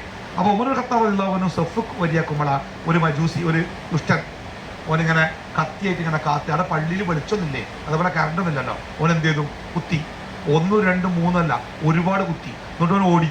ഓൻ്റെ പിന്നാലെ ആളുകൾ കൂടിയപ്പോൾ സ്വയം കുത്തിയിട്ട് കുറേ ആൾക്കാർ, 4-5 ആൾക്കാർ കുത്തിയേറ്റ് മരിച്ചിരിക്കണ്. ഓനും മരിച്ചു. ഇവിടെ ഉമ്മറിൻ്റെ ഈ വയറൊക്കെ പാടെ പുറത്തേക്കും ചാടി, കൊടലുമാലയ്ക്ക്. അതൊക്കെ പാടെ ഉള്ളിക്കനിട്ടുകാണ്ട് ഒരു തുണി കൊണ്ട് കെട്ടിയിട്ട് വീട്ടിൽ കൊണ്ട്, ആശുപത്രി എമർജൻസി ഒന്നും ഇല്ലല്ലോ, വീട്ടിൽ കൊണ്ടേ കിടത്തിയേക്കാം. ബോധം നഷ്ടപ്പെട്ടു. 3-ാമത്തെ ദിവസമാണ് ബോധം പഴിഞ്ഞു. അപ്പോൾ ആളുകളൊക്കെ ഇങ്ങനെ വളരെ പരിഭ്രാന്തരായ, ഉമറല്ലേ, എല്ലാവരും ഉമറിൻ്റെ വീടിന് ചുറ്റും ആൾക്കാർ ഭക്ഷണം പോലും കഴിക്കാതെ കാത്തുക്ക. എന്ത് പറ്റി ഉമറിന്? പ്രാർത്ഥനയോടെ. അവസാനം 3-ാമത്തെ ദിവസം ഉമറിന് ബോധം തെളിഞ്ഞപ്പോൾ അദ്ദേഹം എല്ലാം കണ്ണു തുറന്നിട്ട് തൻ്റെ ചുറ്റും നിൽക്കുന്ന ആൾക്കാരെയൊക്കെ ഇങ്ങനെ നോക്കി. അപ്പോൾ ആ കൂട്ടത്തിൽ ഒരാളെ ഇവിടെ വാങ്ങാൻ വിളിച്ചു. അപ്പോൾ അയാൾക്ക് എൻ്റെ ഇപ്പം ഖലീഫക്ക് പറയാനുള്ളത്, അയാൾ നാട്ടുകാരും എൻ്റെ ഇപ്പം മൂപ്പരോട് മാത്രം പറയാനുള്ളത്. അങ്ങനെ അദ്ദേഹം ഖലീഫൻ്റെ അടുത്തപ്പോൾ ഒച്ചല്ല, തീരെ ശബ്ദമല്ല. അപ്പോൾ അങ്ങനെ തല കുനിക്കാൻ പറഞ്ഞു എന്നാ. അപ്പോൾ ഉമറിങ്ങനെ അയാളിങ്ങനെ തല കുനിച്ച് ഉമറിൻ്റെ ചെവി തൻ്റെ ചെവിയോട് ചേർത്ത് പിടിച്ചപ്പോൾ ഉമർ പറഞ്ഞു, സഹോദര, തുണി മടമ്പിൻ്റെ താഴെത്തിയിട്ട് ഒന്ന് പൊക്കിയെടുത്താൽ നിങ്ങൾക്കും തുണിക്കും നല്ലതാട്ടോ. ഏതാണ് സാധനം? പറയാ, വല്ലാത്തൊരു തീവ്രവാദി തന്നെ. മരിക്കാൻ നേരത്തെ തുണിമക്ക തീവ്രവാദിയായിട്ടല്ല, തന്നോടുള്ള സ്നേഹം കൊണ്ടാണ് അയാൾ നിൽക്കണേന്ന് ഉമറിനറിയാം. അത്രത്തോളം തന്നെ സ്നേഹിക്കുന്ന ഒരാള് നാളെ അള്ളാന്റെ നരകത്തേക്ക് പോകാൻ പാടില്ല. അതുകൊണ്ടാണ് പൊന്തിക്കാൻ പറഞ്ഞു. ദഅവത്തിന്റെ ഉദ്ദേശം എന്താ? നിങ്ങൾ നമ്മുടെ നാട്ടില് ദഅവത്ത് തെറ്റിദ്ധരിക്കപ്പെട്ടു. എന്താണ് ദഅവത്ത് എന്ന് പറഞ്ഞാൽ? ദീനിലേക്ക് ആളെ കൂട്ടലാണ് ദഅവത്തിന്റെ ഉദ്ദേശം എന്ന് നമ്മളും ബാക്കിയുള്ളവരും മനസ്സിലാക്കി. ദഅവത്തിന് അങ്ങനെ ഒരു ഉദ്ദേശമല്ല. എങ്ങനെ ദീനിലേക്ക് ആളെ കൂട്ടുന്നില്ല, ദഅവത്തിന്റെ ഉദ്ദേശമല്ല. അല്ലാഹു റസൂലിനോട് എന്താ പറഞ്ഞേ? പ്രവാചകരെ, ലോകത്തിലെ മനുഷ്യരെ മുഴുവനും വിശ്വാസിയാക്കാൻ അള്ളാഹ്ക്ക് എന്ത് മതി? കുൻ, ആവ് പറഞ്ഞാൽ മതി. 820 കോടി ആകും. പിന്നെ എന്തിനാ ഈ അടങ്ങാറാണെന്ന് പറഞ്ഞേ? അന്നേനാക്കിയിട്ടില്ല. ഈ പറയ മാത്രം ആക്കൽ അള്ളയാണ്. ഫദക്കിർ, ഈ പറഞ്ഞു കൊടുക്ക്. ഇന്നമാ അന്ത മുദക്കിർ, നീ പറഞ്ഞു കൊടുക്കേണ്ട ആള് മാത്രാട്ടോ. ലസ്ത അലൈഹിം ബിമുസൈത്തിർ, എന്തെങ്കിലും സമ്മർദ്ദത്തി പൈസ തരാ, ജോലി തരാ, നാളെ കെട്ടിച്ചരാ, വിസ തരാ എന്നൊക്കെ പറഞ്ഞിട്ട് ഒരാളെ മതം മാറ്റാൻ അന്നെ ചുമതലപ്പെടുത്തിയിട്ടേയില്ല. നമ്മളൊക്കെ ഉദ്ദേശതാ. പക്ഷെ അത് സമൂഹത്തിൽ തെറ്റിദ്ധരിച്ചിട്ടുണ്ട്. മുസ്ലിങ്ങൾ ദൈവത്തിൽ നടത്തുന്നത് മതത്തിലേക്ക് ആളെ കൂട്ടാനാണ്. ഇസ്ലാം ഭയങ്കരമായിട്ട് സ്പ്രെഡ് ആവുകയാണ്. 2050 ആകുമ്പോഴത്തിന് ഇന്ത്യ രാജ്യത്തിന്റെ ജനസംഖ്യ പകുതിയിലേറെ അവരാകും, പിന്നെ നമ്മളെ കൈവിട്ടു പോകും എന്നൊക്കെ പറഞ്ഞിട്ട് വ്യാപകമായ പ്രചാരണം. ഈ എന്താ പറയാ, എന്ത് ജിഹാദാണ്? പ്രണയ ജിഹാദ്, ലവ് ജിഹാദ്, അപ്പൊ ഭക്ഷണ ജിഹാദില്ലേ? അറബൻ ഫുഡുകൾ കൊണ്ടുവന്നാണ്ട് ഹിന്ദുക്കളെ അവർ മതം മാറ്റുകയാണെന്നൊക്കെ പറഞ്ഞിട്ട് ഷവർമ്മയൊക്കെ എന്താ ഇപ്പോ ഷവർമ്മയൊക്കെ ഇല്ലേ, അങ്ങനെയൊക്കെ. പക്ഷെ അതൊക്കെ തെറ്റിദ്ധാരണയാണ്, നമ്മൾ തിരുത്തി കൊടുക്കണം. ദഅവത്തിന്റെ ഉദ്ദേശം മതം മാറ്റോ ഒന്നുമല്ല. ദഅവത്ത് എന്ന് പറഞ്ഞാൽ അത് മാനുഷികമായ ഒരു ധർമ്മമാണ്. ഒരാള് ഒരു പുഴയിൽ ചാടി മുങ്ങാം, നമ്മളിങ്ങനെ വഴി കൂടെ പോകുമ്പോൾ ഒരു പുഴയിൽ ഒരാൾ ഇങ്ങനെ മുങ്ങിച്ചാവുണ്ട്, നിങ്ങൾ എന്താ ചെയ്യാ? കാണാത്തവനെ പോലെ പോവില്ല. ഒന്നുകിൽ നമുക്ക് നീന്താൻ അറിയെങ്കിൽ ചാടി രക്ഷപ്പെടുത്തും, നീന്താൻ അറിയില്ലെങ്കിലോ വല്ല കയറോ തുണിയോ എന്തെങ്കിലും ഇട്ടു രക്ഷപ്പെടുത്താമോ? ഒന്നിനും പറ്റില്ലെങ്കിൽ എന്താ ചെയ്യാം? ഉറക്കാർത്ത് വിളിക്കൂലേ? കയ്യിൽ മൊബൈലൊക്കെ ഉള്ളോ ആരൊക്കെ വിളിക്കും. അതില്ലെങ്കിൽ മണ്ടിരിയോ ഒരാളുടെ പുഴയിൽ ആൾക്കാർ രക്ഷപ്പെട്ടു. അയാൾ ആരാ നമുക്കറിയില്ല, ഏത് നാട്ടുകാരെന്നുള്ള ബംഗാൾ ബീഹാരി ആരാ അറിയില്ല. പക്ഷെ ഒരു മാനുഷികമായ ധർമ്മ, ഒരാൾ അപകടത്തിൽപ്പെടുമ്പോൾ ഓനെ രക്ഷപ്പെടുത്തുന്നില്ല, ജാതി മതമൊന്നുമില്ല. അതേപോലെ അള്ളാന്റെ ശിക്ഷക്ക് വിധേയമാകുന്ന ഒരു കാര്യം ഒരാളുടെ അടുത്ത് കാണുമ്പോൾ നോക്ക് അത് ചെയ്യരുത് കേട്ടോ, അല്ലെങ്കിൽ ഈ ഒരു നന്മ ചെയ്യണം കേട്ടോ എന്ന് പറയല് എന്താ നിങ്ങള് മാനവികതയുടെ ഭാഗം. അത് നമ്മൾ മനസ്സിലാക്കണം, അത് മറ്റുള്ളവർക്ക് മനസ്സിലാക്കി കൊടുക്കണം. ഞാൻ ഒരു കാര്യം കൂടി പറയട്ടെ. ഞാൻ 1:10 നിർത്തണം കരുതിയാട്ടോ, 1:21 25 നിർത്തും. ഒരു കഥ കേട്ടോ, നിങ്ങൾ വിശ്രമിച്ച് കടന്നോ ഇരുന്നോ എങ്ങനെയും കേട്ടോടെ, മടുപ്പില്ലാതെ കേൾക്കാൻ വേണ്ടിയാണ് എങ്ങനെ പറയുന്നത്. അല്ലെങ്കിൽ എൻ്റെ സദസ്സിലൊരാൾ ഇരിക്കണം കടക്കാൻ നയിക്കില്ല, എനിക്ക് ഭയങ്കര ഇടങ്ങാറാ. പക്ഷെ ഈ സദസ്സിന് അങ്ങനെ എല്ലാവരും ക്ഷീണിച്ചോല, എങ്ങനെ ആയിക്കോട്ടെ നിങ്ങൾ കേട്ടാൽ മതി. അതായത് നമുക്ക് എല്ലാവർക്കും അറിയുന്ന ഒരു കഥ അല്ലേ, ബനൂ ഇസ്രായേലിൽപ്പെട്ട ഒരു സമൂഹത്തോട്, ഏതോ ഒരു കാലഘട്ടത്തിൽ ജീവിക്കുന്ന സമൂഹത്തോട് അവരുടെ പ്രവാചകൻ മുഖേന അള്ളാഹു അവരെ ഒന്ന് പരീക്ഷിക്കാൻ തീരുമാനിച്ചു. ഓരോ സമുദായത്തെ അള്ളാഹു ഓരോ കാര്യങ്ങൾ കൊണ്ട് പരീക്ഷിക്കുന്ന പറഞ്ഞു. നമ്മളെന്തുകൊണ്ടാണ് പരീക്ഷിക്കാൻ അള്ളാഹ് പറഞ്ഞാൽ നമ്മൾ പെട്ടുപോയ കേസാണ്. ലിഖുല്ലി ഉമ്മത്തി ഫിത്ന, എല്ലാ ഉമ്മത്തിനും ഒരു പ്രധാന പരീക്ഷണം അള്ളാഹ് കൊടുത്തിട്ടുണ്ടെന്നാണ്. പലത കൊടുത്തത് പല ആൾക്കാർക്കും. പക്ഷെ നമുക്ക് കിട്ടിയ എന്താ നിങ്ങൾ ഫിത്നത്ത് ഉമ്മത്തി, എൻ്റെ ഉമ്മത്തിന് അള്ളാഹ് കൊടുത്ത പരീക്ഷണം അൽമാൽ, പൈസയാണെന്നാ. നമ്മൾ വീണത് അവിടെയാണ്. ബാക്കിയുള്ളവർക്കൊക്കെ 5 വക്ത് നിസ്കരിച്ചു കാണ്ടും പുറത്തുകൊണ്ട് ഇറങ്ങുമ്പോൾ പൈസന്റെ കാര്യത്തിൽ നമ്മൾ പേക്കാണ്. ഗൗരവത്തോട് കുടിക്കേണ്ട കാര്യമായിട്ടോ, അടക്കട്ടെ, അത് വേറൊരു വിഷയമായതുകൊണ്ട് പറഞ്ഞുകൊണ്ട് കളി നാശാക്കണ്ട, പിന്നെ പറയാം. ഇപ്പം ഞാൻ പറയാം, അതായത് ഈ ഉമ്മത്തിന് അവരുടെ ജീവിതമാർഗം എന്താ, നിങ്ങൾ മീൻ പിടിച്ച് ജീവിക്കണം, കടലിൽ മീൻ പിടിച്ച് ജീവിക്കുന്ന ആൾക്കാരാണ്. അപ്പോൾ അവരൊക്കെ അള്ളൊരു പരീക്ഷണം കൊടുക്കുക. അള്ളാന്റെ പരീക്ഷണം എപ്പോഴും എന്താ, നിങ്ങൾ അള്ള പറഞ്ഞ് കേൾക്കുന്നുണ്ടോ അല്ലേന്നാ. എന്തിനാ ആദം നബിനോട് ആ മരത്തിന്റെ പഴം തിന്നരുത് പറഞ്ഞ്? അത് തിന്നാൽ അള്ളാഹ്ക്ക് എന്താ പറ്റുക? ആദം നബി ആ മരത്തിന്റെ പഴം തിന്നാൽ അള്ളാഹ്ക്ക് എന്തെങ്കിലും പറ്റുമോ? അള്ളാഹിന്റെ അധികാരം കുറയോ? ആദം നബിന്റെ ശക്തി കൂടുമോ? സ്വർഗം ആദമിന്റെ സ്വന്തം ഒന്നുമില്ലല്ലോ. ഇപ്പൊ എന്താ നമ്മളോട് അള്ള പറഞ്ഞേ? ഇപ്പൊ നോക്കിക്കളാ, ഒരു വെള്ളി മോതിരം എമീർഖാന്റെ ഇതിൽ എന്തേ ഒരു സ്വർണ്ണ മോതിരം ധരിക്കാൻ എമീർഖാനത്ത് കൈസല്ലായിട്ടാ. ആ സ്വർണ്ണ മോതിരം ഇട്ടാല് ആ വിരല് മുറിഞ്ഞു പോകുന്നില്ലോണ്ടാ? എന്തേ അത് അള്ളാഹ്ക്ക് നമ്മൾ സ്വർണ്ണ മോതിരം ഇട്ടാല് അള്ളാഹ്ക്ക് വല്ല കുഴപ്പമുണ്ടോ? ഇല്ലല്ലോ. പിന്നെ എന്തേ അള്ള പറഞ്ഞേ? അള്ളാനെ നമ്മൾ അനുസരിക്കുന്നുണ്ടോ ഇല്ലെന്നാ പ്രശ്നം. എന്താ അപ്പം നെരിയാണിന്റെ താഴേക്ക് തുന്നുന്ന താന്നാല് ആകാശം ഇടിഞ്ഞു വലിഞ്ഞു വീഴോ? എന്താ അള്ള വേണ്ട പറഞ്ഞേ? അള്ള അതാ പരിശോധിക്കണേ, നമ്മൾ അനുസരിക്കണുണ്ടോ ഇല്ലേ? അതാണ് നമ്മൾ അനുസരിക്കണുണ്ടോ അള്ള സ്വർഗം തരും, അനുസരിക്കണില്ല നരകത്ത് കൊണ്ടുവരും. ആ കൽപ്പന ചെറുതാവാം വലുതാവാം. ഒരു വരൺ വരച്ച് അപ്പുറത്ത് പോകാൻ പാടില്ല എന്നാ എന്തേന്ന് ചോദിക്കുന്നത്, ഇപ്പുറത്ത് നിൽക്കണം. സെമിഅന വാതഅന, കേട്ടു അനുസരിച്ചു. ഈ ബനൂ ഇസ്രായേലിയുടെ ജീവിതമാർഗം മീൻ പിടിക്കലാണ്. അപ്പൊ ഈ മീൻ പിടിക്കണം, ഈ മീൻ പിടിക്കുമ്പോൾ എല്ലാ ദിവസവും മീൻ പിടിക്കും. അപ്പൊ അള്ളാഹ് ഓരോന്നും പിടിച്ച് എന്താ പറഞ്ഞാലോ, 6 ദിവസം മീൻ പിടിച്ചോളി, ഒരു ദിവസം പിടിക്കാൻ പാടില്ല. ശാബത്തിന്റെ ദിവസം, യോമു സബത്ത് അറിയില്ലേ, 7 ശനിയാഴ്ച. ഈ ഒരു ക്രിസ്ത്യാനികളുടെ വിഭാഗമുണ്ട്, 7th ഡേ അഡ്വന്റിസ്റ്റ് പറഞ്ഞ ആൾക്കാർ, ഒരു അന്നോലെ പ്രാർത്ഥന കന്ന് നടക്കുക. അപ്പൊ ഈ ശനിയാഴ്ച ഓരോട് പറഞ്ഞു മീൻ പിടിക്കാൻ പാടില്ല. ഇന്ന് മീൻ പിടിച്ചാൽ അള്ളാന്റെ കടുത്ത ശിക്ഷ ഉണ്ടാവുന്ന അവരുടെ പ്രവാചകൻ മുഖേന അള്ളാഹ്ക്ക് മുന്നറിയിപ്പ് കൊടുത്തു. കുഴപ്പമൊന്നുമില്ല, എല്ലാവരും അന്ന് ദിവസം ഈ വിട്ടിയാലോ, എല്ലാവരും റെഡിയായി. പക്ഷേ അള്ളാന്റെ പരീക്ഷണം ഒന്ന് മുറുകി. എന്താ നിങ്ങൾ ശനിയാഴ്ച ഇങ്ങനെ കടലിൽ മീനിങ്ങനെ തളച്ച് പൊന്തുക, വെള്ളത്തിന്റെ മേലെ എന്നെ പിടിച്ചോളി പറഞ്ഞ് മീനുകളിങ്ങനെ കരോത്തൊക്കെ വരിക ശനിയാഴ്ച. ഞായറാഴ്ച വലയും കൊണ്ട് ഇറങ്ങിയാൽ ഒരു കണ്ണാഞ്ഞൂടിന് മണി കിട്ടണില്ല. അപ്പൊ ഇതിങ്ങനെ കണ്ടുന്നപ്പോ നല്ല ഈമാണല്ലോ, അത് കണ്ടില്ല, ഓരോ പാട്ടിന് പോയി. പക്ഷെ ഈമാൻ ലേശം കുറവുള്ളതെന്ന് തോന്നി. ഇതിപ്പോ ഇങ്ങനെ പഠിച്ചോൻ പറഞ്ഞു കണ്ട് നമ്മൾ ശനിയാഴ്ച വിട്ടുന്ന ഭയങ്കര നഷ്ട, നല്ല വില കൂടി ആകൂലി ആയിക്കൂറൊക്കെയാണ് ഈ ചാടുന്നത്. അത് പഠിച്ചോൻ പറഞ്ഞിട്ടുണ്ട് സ്വർഗം നരകം പറഞ്ഞ് വിട്ടുന്നാൽ സംഗതി നഷ്ടാവും, അതുകൊണ്ട് പിടിച്ചാൽ പറ്റൂ. ഒരാൾ വിചാരിച്ചു. അപ്പൊ സമാന മനസ്കരായ വേറെ ഒരാൾക്ക് അതെ അത് പഠിച്ചോൻ പറഞ്ഞെന്ന് വിട്ടുന്നത്, ഈ കച്ചവടം പോയാലേ സംഗതി നഷ്ടേക്കാരട്ടോ. എന്റെ നാട്ടിൽ പല കച്ചവടക്കാരുണ്ട്, 5 വക്തും സമയം തെറ്റാൻ നിസ്കരിക്കും, മഗ്‌രിബിന് മാത്രം ഇവിടെ കാണൂല. അപ്പൊ എന്താ പറയാ, മഗ്‌രിബ് ആകാൻ നേരത്തെ പൊരിഞ്ഞ കച്ചവടക്കാരൻ, അതുവരെ അന്തം വിടുക്കേക്കാരൻ. ഭയങ്കര ഇട്ടക്കന്ന് പള്ളിക്കൽ കൊട്ടുമ്പോൾ കാണാൻ ആൾക്കാർ കഴിഞ്ഞിരുന്നത്. ഇത് ഇബിലീസിന്റെ പണിയല്ല ഉസ്താദ്, ഇടയ്ക്കിടയ്ക്ക് ചോദിക്കേണ്ടി വരും. അപ്പൊ അതല്ല വിഷയം. അപ്പൊ ഇവിടെ എന്തായാലും ശനിയാഴ്ച മീനോട് മീന് അപ്പോൾ ഓല് ചില ആൾക്കാർ തീരുമാനിച്ചു നമുക്ക് ശനിയാഴ്ച മീൻ പിടിച്ചാലോ. അപ്പോൾ എന്നായിക്കോട്ടെ, നമുക്ക് സമാന മനസ്കര രൂപപ്പെടും. അങ്ങനെയാണല്ലോ. അപ്പം ഞാൻ പറഞ്ഞ ഒരു കാര്യം, നമുക്ക് 12 പോയാലോ. അപ്പോൾ കുറേ ആൾക്കാർ എങ്ങനെയൊക്കെ പോകുകയിരിക്കുന്ന ആൾക്കാരുണ്ടാ. ഒരാൾ പറഞ്ഞാൽ എന്നാ പോവുക, പിന്നെ ഒരൊറ്റ മനുഷ്യൻ ഉണ്ടാവില്ല, ഒറ്റ പോക്കാം. അപ്പോൾ കുറച്ച് ആൾക്കാർ പിടിച്ചാൽ തീരുമാനിച്ചു അതിൽ. അപ്പോൾ ഇവരിങ്ങനെ തീരുമാനിക്കേണ്ടത് പറഞ്ഞപ്പം നാട്ടിൽ വർത്താനായി നോക്കിയാൽ ഈ ശനിയാഴ്ച മീൻപിടുത്തം കേട്ടോ, കുറച്ച് ഓരോ ഇന്ന ആൾക്കാരൊക്കെ പിടിക്കണ്ടോരോ. അപ്പൊ കുറച്ച് നല്ല ഈമാനാണ്, അത് പറ്റൂല, അത് തെറ്റല്ല, ഹറാമല്ലേ, അല്ല വേണ്ടറിഞ്ഞല്ലേ, പ്രവാചകൻ വിലക്കിയതല്ലേ, അത് പിടിക്കാൻ പറ്റൂല, അത് പിടിക്കും ഞങ്ങള്. ഇവര് പറഞ്ഞു നിങ്ങൾ പിടിക്കൂല, ഞങ്ങൾ തടയും, ഞങ്ങളുടെ ബാധ്യതയാണ്, അത് പിടിക്കാൻ പറ്റില്ല. മഹാഭൂരിപക്ഷ ആൾക്കാർ എന്ത് ചെയ്യാലോ, ഞങ്ങളോട് പിടിച്ചാനുമില്ല തടയാനുമില്ല, ഞങ്ങൾ പിടിക്കില്ല, ഞങ്ങൾ തടയാനുമില്ല. ഒരു കാഴ്ചക്കാരായി ഓരെന്തായി, എന്തായാലും പറയാം നിഷ്പക്ഷ എന്നാ പറയാം. ലോകത്തിലെ ഏറ്റവും അപകടം പിടിച്ച സംഗതി നിഷ്പക്ഷതയിലാണ് അല്ലേ. അപ്പോൾ ഇവർ തടയാനുമില്ല. നിഷ്പക്ഷത എന്തൊരു അപകടം തരങ്ങൾ. ഞാൻ കഥ വായിച്ചിരിക്കാം മനോരമന്റെ സൺഡേ പതിപ്പിൽ. എന്താ പറയുക, 2 ആൾക്കാർ തല്ലൂട്ടി. ഒരുത്തം നല്ല ശക്തനേനി, മറ്റോ ദുർബലനേനി. ഈ ശക്തനായ ആള് ദുർബലനെ നന്നായിട്ട് അടിച്ച് നന്നായി ഇവന് ഒരുപാട് കിട്ടി, എന്നാലും ഇപ്പം കൊണ്ട്. അപ്പം മൂന്നാമത്തെ ആളത് കണ്ടിവിടെ വാറണം. ആദ്യം ദുർബലനായ ആൾ വിളിച്ച് ഇവിടെ വാറണം. ഈ നീച്ചാൻ ജീപ്പില്ലാത്ത അയാളോട് തല്ലൂടാൻ പോയത് ഇഷ്ടം പോലെ കിട്ടിയില്ല എനിക്ക്.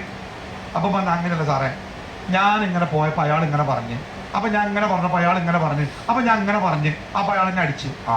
അങ്ങനെയാണെങ്കിൽ എൻ്റെ ഭാഗത്തോട്ടോ ശരി, കുഴപ്പമില്ല പോയിക്കോറു. അപ്പം അന്നാ അസ്സലാമു അലൈക്കും, ഞാൻ പോട്ടെ, ജസാക്കല്ലാഹു ഖൈറൻ. ഓൻ ഇഷ്ടമായി മധ്യസ്ഥനെ, ഓൻ പോയി. പിന്നെ മറ്റവിടെ പറഞ്ഞു, ഈ ശക്തിയില്ലാത്ത ദുർബലനായ ആൾ എന്തിനെങ്ങനെ കടിച്ച്, എനിക്ക് അയാളങ്ങനെ അടിക്കാൻ പാടുണ്ടോ, മോശമല്ലേ. അപ്പോൾ അയാൾ പറഞ്ഞു അങ്ങനെയല്ല, ഞാൻ അങ്ങനെ പറഞ്ഞപ്പോൾ അങ്ങനെ പറഞ്ഞു, അപ്പം അങ്ങനെ ഞാൻ അടിച്ചാണ്. സംഗതിക്ക് പറഞ്ഞാട്ടോ ശരിയാണ്. ഓനും അസ്സലാമു അലൈക്കും, ഓനും സന്തോഷമായി, മധ്യസ്ഥനും ഉഷാറായല്ലോ, 2 ആളും ഉഷാറായി. അപ്പോൾ ഇതിങ്ങനെ കണ്ടിക്കണം. 4-ാമത്തെ ആളുണ്ട്, അയാൾക്ക് ഇങ്ങോട്ട് കയറി. ഇതെന്ത് മദ്യം, കൊളക്കോഴി മദ്യം പറഞ്ഞാർക്ക് അടിച്ചതും ശരി, അടി കൊണ്ടതും ശരി, അതെങ്ങനെ ശരിയാകാം. ഒന്നല്ല ഇയാൾ എന്ന് പറഞ്ഞ് നിങ്ങൾ ആ മദ്യം പറഞ്ഞത് ശരിയായില്ല, ഒന്നുമില്ല അടി കൊണ്ടത് ശരി, ഇല്ലെങ്കിൽ അടിച്ചത് ശരി, 2 പാടെ എങ്ങനെ ശരിയാകാം. അപ്പോൾ ഇയാൾ പറഞ്ഞു ഈ പറഞ്ഞാട്ടോ ശരിയാണ്. ഇങ്ങനെ ചില മധ്യസ്ഥന്മാരുണ്ട്. എല്ലാവരുടെ മുമ്പിലും നമ്മൾ നല്ല ആളാണ്. ഓനാരെയും എന്താ തെറ്റ്, പക്ഷെ തെറ്റാണെന്ന് പറഞ്ഞാൽ ഓനോട് വെറുത്താനോ. ഒരു അർത്ഥവാക്യമുണ്ട് ലോകത്ത് മൊത്തത്തിൽ, എന്താ നിങ്ങൾ എല്ലാരെയും തൃപ്തിപ്പെടുത്താൻ ശ്രമിച്ചാൽ തോറ്റുപോകുന്ന. ചിലത് ആദ്യം തന്നെ ചില കാര്യം തുറന്നാൽ പറഞ്ഞാണല്ലോ, മൂപ്പര് അങ്ങനെയാണ് മനസ്സിലാക്കിയാണ്ടല്ലോ. നമ്മളെല്ലാവരും തൃപ്തിപ്പെടുത്താൻ ഒരു കാര്യം നമ്മൾ ലാസ്റ്റ് പറഞ്ഞാലേ അത് മതി വെറുപ്പിന്. എന്നാൽ ആദ്യം ഓൻ അങ്ങനെയാണെന്ന് വിചാരിച്ചാണ്ടല്ലോ, കറക്റ്റാ പറയുള്ളത്. നേരത്തെ പറഞ്ഞു വെച്ചാൽ മൂപ്പര് അങ്ങനെ കണ്ട് പറയും, അൽഹംദുലില്ലാ, അത് കണ്ടിട്ടല്ല പറഞ്ഞ് കുഴപ്പമൊന്നുമില്ല, ആർക്കും കുഴപ്പമുണ്ടാവില്ല. അപ്പോൾ ഇവിടുത്തെ വിഷയത്തേക്ക് വരാം. അപ്പോൾ ഈ നിഷ്പക്ഷത എന്നുള്ളത് എപ്പോഴും ശരിയല്ല. ചിലപ്പോൾ നിഷ്പക്ഷത തെറ്റിക്കാരെ. ഒരാൾ പറഞ്ഞു 3-2 5 ഒരാൾ പറഞ്ഞു 3-2 6. നമ്മളതിനെ മദ്യം വരെ 5 പറ്റുമോ? 5 ശരിയാണെങ്കിൽ 5 നിൽക്കണ്ടേ, ഓരൊപ്പം നിൽക്കണ്ടേ. ആ ഭാഗം ദുർബലമാണെങ്കിൽ ഓരൊപ്പം നിൽക്കണ്ടേ, പോട്ടെ. അപ്പോൾ അങ്ങനെ മീൻ പിടിക്കുന്ന ദിവസം വന്ന് ശനിയാഴ്ച നമ്മളെ നാട്ടിൽ ചുംബന സമരം കെട്ടി ഞങ്ങൾ ചുംബിക്കുന്നു കുറേ ആൾക്കാർ, തടയുന്നു കുറേ ആൾക്കാർ. ചുംബിക്കാൻ വന്നത് 50 ആൾക്കാരാണ്, തടയാൻ വന്നത് 150 ആൾക്കാരാണ്. 5000 ആൾക്കാർ കാണാനാ വന്നത്. അത് കാണണമല്ലോ. ചുംബിക്കാൻ കാണാൻ വന്നവരെ കൊണ്ട് നാണം കണ്ട് നിറഞ്ഞു പോയി. ഇവിടെ അതേപോലെ പിടിക്കാൻ കുറച്ച് ആൾക്കാർ, തടയാൻ കുറച്ച് ആൾക്കാർ, കാണാൻ മഹാഭൂരിപക്ഷം. പക്ഷേ പിടിക്കാൻ വന്ന ആൾക്കാർ തടയാൻ വന്നവരെക്കാൾ കൂടുതലുണ്ടായി. അതുകൊണ്ട് ഓല് പിടിച്ചു. തടയാൻ ശ്രമിച്ചവർക്ക് പള്ളർച്ച് കിട്ടി, അടി കൊണ്ട് വീണ്. പിടിച്ചോല് മീനും കൊണ്ടുപോയി, വീണോനവിടെ കിടക്കണം, കഞ്ഞിക്കാലൊക്കെ പൊട്ടിയിരിക്കുന്നത്. അപ്പൊ ഈ നിഷ്പക്ഷരായ ആൾക്കാർ ചോദിക്കുകയാണ്, ഇപ്പം എങ്ങനെയുണ്ട്? ഞങ്ങൾ ആദ്യം പറഞ്ഞില്ല വേണ്ടാത്തിട്ട് ഇറങ്ങണ്ട. നിങ്ങൾ എന്താ ഓല് പിടിക്കാതെ ഓർക്ക് ശിക്ഷ ഉണ്ട് എന്നല്ല പറഞ്ഞല്ലേ, പിന്നെ നിങ്ങൾ എന്തിനാ ഇടപെട്ടത്? അത് ഓലും പഠിച്ചോണ്ട് നമ്മളായിക്കോളും. ഓല കബർക്ക് ഓല, അങ്ങനെ പറയാം, ഓല കബർക്ക് ഓലല്ല പോവുക. നിങ്ങൾ എന്തിനാ ഇടപെട്ടത്? നിങ്ങൾ ഇടപെട്ടല്ല കിട്ടിയത്, സഹിച്ചോളി. അപ്പൊ ഈ അടി കൊണ്ട് കിടക്കുന്ന ആൾക്കാർ പറഞ്ഞൊരു വാക്കുണ്ട്, അതാണ് ഖുർആൻ. ആ വാക്ക് എടുത്ത് അത് നമ്മുടെ വാക്കാവണം. അതുകൊണ്ട് ആ ഖുർആൻ എടുത്തു പറഞ്ഞെന്തറിയോ? 2 കാര്യം പറഞ്ഞു. ഞങ്ങൾ 2 കാര്യങ്ങൾക്ക് വേണ്ടി പോലെ തടഞ്ഞ്, അത് 2ൽ ഞങ്ങൾ ജയിച്ചു. ഒന്നെന്താണ്? ഒന്ന്, നാളെ റബ്ബ് ഞങ്ങളോട് ചോദിക്കും, നിങ്ങളുടെ മുമ്പിൽ ഒരു തെറ്റ് നടന്നിട്ട് നിങ്ങൾ എന്തേ ആ തെറ്റ് തടയാഞ്ഞത് എന്ന് റബ്ബ് നാളെ ചോദിക്കുമ്പോൾ, റബ്ബേ ഞങ്ങളെ കൊണ്ടാകും പോലെ ശ്രമിച്ചു റബ്ബേ എന്ന് പറയാൻ ഞങ്ങൾ ഒപ്പുണ്ടാക്കി. ആ ചോദ്യത്തിൽ ഞങ്ങൾ ജയിച്ച്. 2, ഈ ചെയ്യുന്ന ആൾക്കാരെ നമ്മളെ സ്വന്തക്കാരും നാട്ടുകാരൊക്കെയാണ്. ഒരാവേശം ചെയ്യാം. ഒരാളെങ്കിലും ഞങ്ങളുടെ എതിർപ്പ് കേട്ട് ചിന്തിച്ച് ആ നരക ശിക്ഷയിൽ നിന്ന് രക്ഷപ്പെട്ടാലോ എന്ന സ്നേഹം കൊണ്ടാണ് ഞങ്ങൾ തടഞ്ഞത്. അങ്ങനെ പല ആൾക്കാരും മടങ്ങി, അതുകൊണ്ട് ഞങ്ങൾ ജയിച്ചു. അപ്പോൾ അടി കൊണ്ടിട്ട് ഞങ്ങൾക്ക് ഒരു നഷ്ടമല്ല അല്ലേ? അപ്പോൾ നമ്മൾ എന്തിനാ ദായി ആവണേ, എന്തിനാ പ്രബോധകനാവണേ? ഈ രണ്ട് കാര്യം. ഫമൻ റാ മിൻകും മുൻകറൻ, നിങ്ങൾ ആരെങ്കിലും നിങ്ങളെ മുമ്പിൽ ഒരു തെറ്റ് കണ്ടാലേ ഫൽ യുഗയ്യിർ ബിയദിഹി, കൈയോണ്ട് തടാൻ പറ്റുമെങ്കിൽ നമ്മളെ മകനാണ് സിഗരറ്റും വലിച്ചിട്ട് ഒറ്റ ഒന്നാണ് പൊട്ടിക്കാൻ പറ്റുമെങ്കിൽ അവിടെ 1098 ജെ ചൈൽഡ് ലൈനോ നോക്കണ്ട. മകനാണെങ്കിൽ ഓൻ കേസോ കൊടുക്കും, നമ്മൾ ജയിലിലും പോകേണ്ടി വരും. കാലം അങ്ങനെയൊക്കെയാണ്, അതൊന്നല്ല പ്രശ്നം. പക്ഷേ കൈകൊണ്ട് തടയാൻ കുട്ടികളൊക്കെ പലപ്പോഴും വേണ്ടാത്ര ചെയ്യുമ്പോഴേ നമ്മളൊരു കീഴടങ്ങാണ്. എന്നാ ഇനിയിപ്പോൾ അങ്ങനെയാണെങ്കിൽ അങ്ങനെ ആയിക്കോ, സംഗതി മോശം, എന്നാ പൈസ നമ്മൻ്റെ വാങ്ങിക്കോ. നമ്മളങ്ങോട്ട് കീഴടങ്ങാ, ടൂറ് പോകാൻ, സിനിമ പോകാൻ, ഓരോന്നിനും അങ്ങനെ അങ്ങോട്ട്. ഒരു കല്യാണ വീട്ടിൽ ഞാൻ കയറി ചെന്നൊരു വിഷയം കേട്ടോ. കല്യാണത്തിനപ്പം എനിക്ക് കല്യാണത്തിൽ പങ്കെടുക്കാൻ പറ്റൂല, അതുകൊണ്ട് നേരത്തെ പറഞ്ഞു പോകാൻ ചെന്ന. അപ്പം ഞാൻ ചോദിച്ചു, അവിടെ മോളെവിടെ? ഞാൻ ആ കണ്ടുകാണ്ട് നേരത്തെ ലീവ് എടുത്ത് പോട്ടെ. അപ്പോൾ ഓളെ വാപ്പ അങ്ങനെ പരിങ്ങി. ഉമ്മ പറഞ്ഞ് ഓളെ ഇനി ഓല് കൊണ്ടേക്കണേ. ആര് കൊണ്ടുപോയി? അത് ഓനും 2-3 കൂട്ടുകാരും വണ്ടിയും കൊണ്ട് വന്നിന്. ഓൽക്കെന്തോ ഫോട്ടോഷൂട്ടൊക്കെ ഉണ്ടല്ലോ, ഓൽ കൊണ്ടേക്കണ്. നിക്കാഹ് നടന്നിട്ടില്ല. നമ്മളെ പെൺകുട്ടിന്റെ മുഖത്തേക്ക് ബസ്സിന്ന് ഒരുത്തൻ ചുളിഞ്ഞു നോക്കിയാൽ ആദ്യം നമ്മൾ ഓളെ പൊട്ടിച്ചൂലേ? ആരുടെയാ നോക്കിയത്? പിന്നെ ഓനെ തെരഞ്ഞു പിടിക്കൂലേ, എന്റെ മോളെ നോക്ക ആരടാന്ന്? അത്ര പൊന്നായിട്ട് വളർത്തുന്ന മകനെ ഒരുത്തരും കൂട്ടരും വണ്ടിയും കൊണ്ട് വന്ന് കൊണ്ടേക്കാണ്. ആ നിക്കാഹ് നടന്നിട്ടില്ല. ഞാൻ അഥവാ നടക്കാതെ പോയി നിൽക്കുക, നടന്നാൽ തന്നെ ആ അവസ്ഥ എന്താ അല്ലേ? അപ്പൊ എന്തായാലും അത് കുട്ടികൾ നിർബന്ധിക്കുമ്പോൾ നമ്മൾ എന്താ ചെയ്യാറ്? കേട്ടോളി, അള്ളാഹു നമുക്ക് മക്കളെ തന്നതേ ഒരു അമാനത്തായിട്ടാ. എന്താ അമാനത്ത് പറഞ്ഞാല്? വിശ്വസിച്ച് ഏൽപ്പിച്ച സംഗതിയാ. മുറുകെ പിടിച്ചോളണം. ജീവൻ അങ്ങോട്ട് പോകുന്നു കണ്ടാലും വിട്ടുകൊടുക്കരുത്. അത് ബാപ്പാന്റെയും ഉമ്മാന്റെയും ബാധ്യത. അപ്പൊ മൻ റആ മിൻകും മുൻകറൻ ഫൽയുഗയ്യിർ ബിയദിഹി, കയ്യോണ്ട് ഇവിടെ ഇങ്ങോട്ട് വാട, ഇങ്ങോട്ട് നിൽക്കെന്ന് പറയാൻ പറ്റുമെങ്കിൽ പറയണം, ഇവിടെ വാന്ന് പിടിക്കാൻ പറ്റുമെങ്കിൽ പിടിക്കണം. ഒരു പേടിയാണ്, ഒരു നരമ്പ് മുറിച്ചാലോ, ഒരു തൂങ്ങിയാലോ. അത് നമ്മുടെ ബാധ്യതയല്ല, ഭാവി നമ്മൾ തടയണം. 2 പൈലം വ്യസ്തത്തെ, അതിനൊന്നും പറ്റൂല, ഒക്കെ വലുതായിക്കണം. നമുക്ക് അവിടെ ഒന്നും ചെയ്യാൻ പറ്റൂല. എങ്കിലോ ബിലിസാനി, നാവുകൊണ്ട്. എന്താ നാവുകൊണ്ട്? പറയണം, പാടില്ല, നന്നായി പറയണം. സുഹൃത്തുണ്ട്, ഓനെ കല്യാണമുണ്ട്, ഭയങ്കര ആഘോഷ, കള്ളും കമ്പിയും കഞ്ചാവും ഒക്കെ ഉണ്ട്. ഓടെ മോനെ തെറ്റാണ്.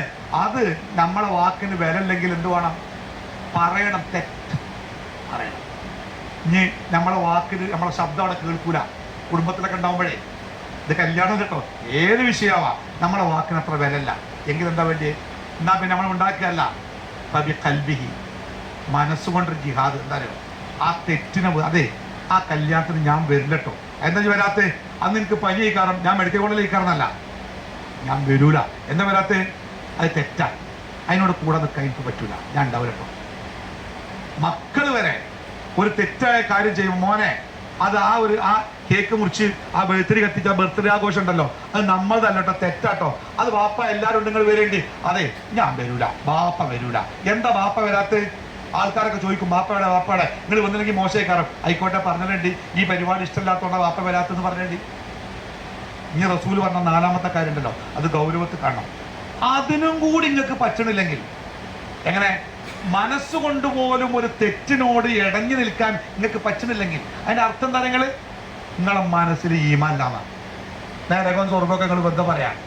അതിന് നേരിയ വിശ്വാസം നിങ്ങൾ ആ നരകത്തിലേക്ക് പോലെ വിട്ടുകൊടുക്കൂലേ? ശരിയല്ല പറഞ്ഞു? അപ്പോ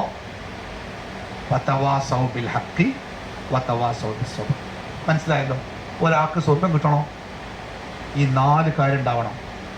1, ഓൻ്റെ ഈമാൻ പെർഫെക്റ്റ് ആവണം. 2, അമലുകളിൽ വിട്ടുവീഴ്ച ഉണ്ടാവരുത്. 3, ദഅവത്ത്.